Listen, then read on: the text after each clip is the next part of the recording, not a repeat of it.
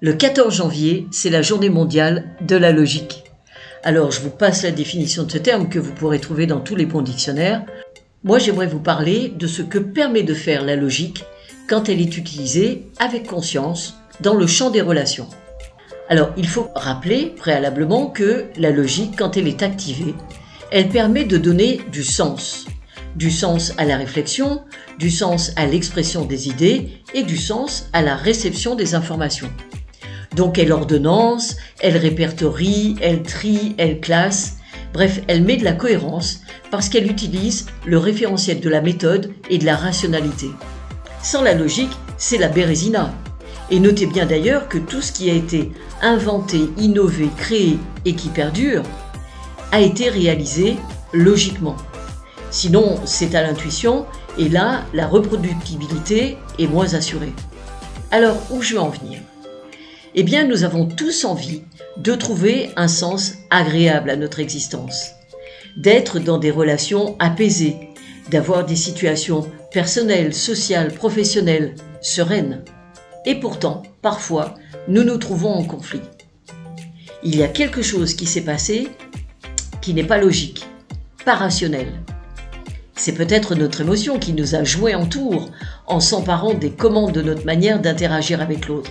Alors, puisque la logique nous a fait défaut, eh bien, il est peut-être nécessaire d'acquérir les connaissances et les outils qui vont nous permettre de retrouver une posture logique dans les situations où l'émotion nous submerge. Apprendre à lâcher prise, mais mieux encore, apprendre à ne pas donner prise, c'est-à-dire reconnaître les situations où nous prenons pour nous ce qui n'est pas nous.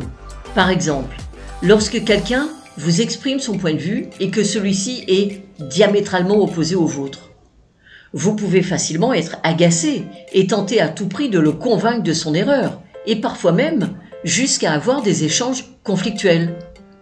Est-ce que c'est logique ? Eh bien non, parce que c'est oublier que les points de vue de chacun sont construits sur des connaissances, des expériences et des croyances qui sont tout à fait personnelles. C'est d'ailleurs ce qui construit l'altérité, c'est-à-dire le fait que l'autre est autre, il est différent de moi, donc je ne peux pas lui en vouloir ou être agacé parce que son point de vue est différent du mien. Je ne peux que reconnaître sa légitimité à avoir le point de vue qu'il développe. Et sur le chemin de cette altérité, eh bien, il y a quelque chose d'essentiel. C'est la liberté de décision. C'est vous dire que sans la logique de son concepteur, il n'y aurait pas eu l'ingénierie relationnelle qui enseigne comment mettre en œuvre la qualité des relations. La relation aux autres et la relation à soi, bien sûr. Un mot, Jean-Louis ? La journée mondiale de la logique. La journée qui va consacrer en fait l'une des conquêtes de l'esprit humain. Parce que ce qui distingue effectivement l'humanité, c'est la logique, l'esprit d'ordonnancement, de classement de l'information. Mais la logique, elle n'est pas seule, parce que d'abord, pour qu'on puisse nommer la logique, il faut être conscient qu'on est logique. C'est quelque chose qui est aussi une conquête de l'humanité avec le langage. Donc ce qui distingue notre humanité de toute autre forme de vie, c'est la conscience, c'est le langage et l'ordonnancement de l'information.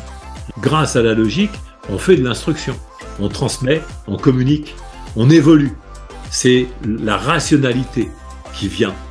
Grâce à la logique, c'est l'ouverture vers la liberté de décision. Je vous en souhaite une bonne appropriation. À bientôt.